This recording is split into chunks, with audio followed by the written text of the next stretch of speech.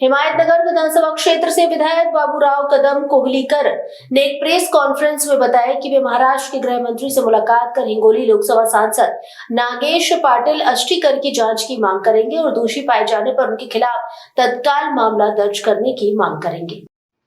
विधायक बाबूराव कदम कोहलीकर ने कहा कि वे राज्य के मुख्यमंत्री, उप मुख्यमंत्री और गृह मंत्री से व्यक्तिगत रूप से मिलेंगे और लिखित बयान सौंपकर मांग करेंगे कि नागेश पाटिल असिस्टकर के खिलाफ जांच की जाए और अफगानिस्तान और पाकिस्तान जैसे शत्रु देशों से संबंध रखने वाली महिला को वित्तीय सहायता प्रदान करने के मामले में कार्रवाई की जाए।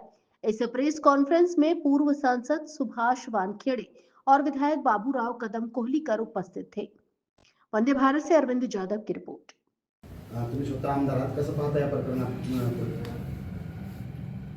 सन्माननीय माजी खासदार आदरणीय सुभाषरावजी वानखेडे साहेब हे जे आता पत्रकार परिषदेमध्ये आपणासमोर बोलले ते अगदी बरोबर आहे।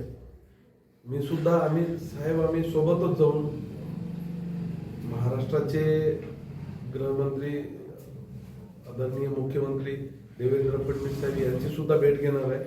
त्याचबरोबर दिल्लीला जाऊन अमित शाह साहेब गृहमंत्री यांची सुद्धा भेट घेणार आहे। कारण हा एका कोणी मतदारसंघाचा विषय नाही, देशाचा विषय आहे आणि देशाचा विषय जिथे येईल तिथं सर्वांनी सोबत असलंच पाहिजे। आणि ज्या ज्या गोष्टी कल्पना भागवत इथं काय संबंध येते बरं, हे जे पैसे जे दिले ते तुम्ही पेपरवर दिलेले आहेत, म्हणजे व्हाईट मनी एवढे दिले, मग ज्या अर्थी व्हाईट मनी दिले त्या अर्थी अंदरून किती पुरविले हे तर आता कोणालाच माहित नाही।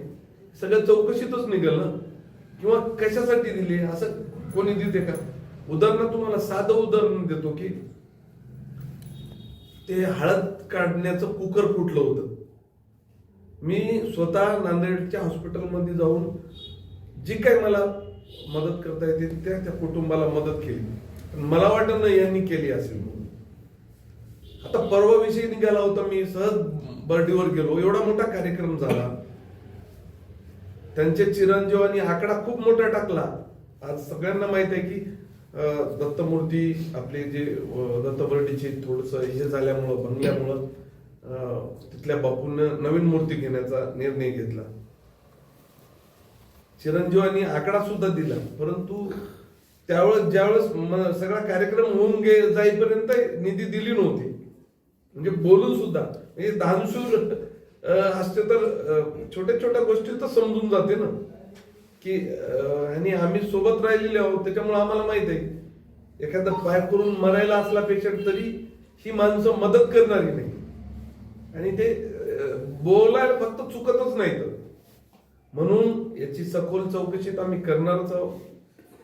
कुठंतरी भोकर विधानसभा क्षेत्रात तलाव नावाचं रेस्टॉरंट आहे असं म्हणतात, तिथं उद्धव साहेब सुद्धा थांबतात। त्या रेस्टॉरंटला सुद्धा सगळे फुटेज वगैरे आल्याच्या नंतर चौकशा चालू आहेत, तिथं सुद्धा ह्यांचा भागवत यांचा मुक्काम होता असं समजलं मला कल्पना।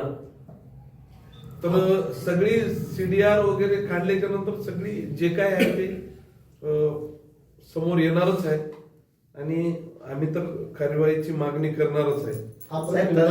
रेस्टॉरंटमध्ये एखादी महिला राहते, म्हणजे याचा मग उद्देश काय असतो त्या महिलेचा?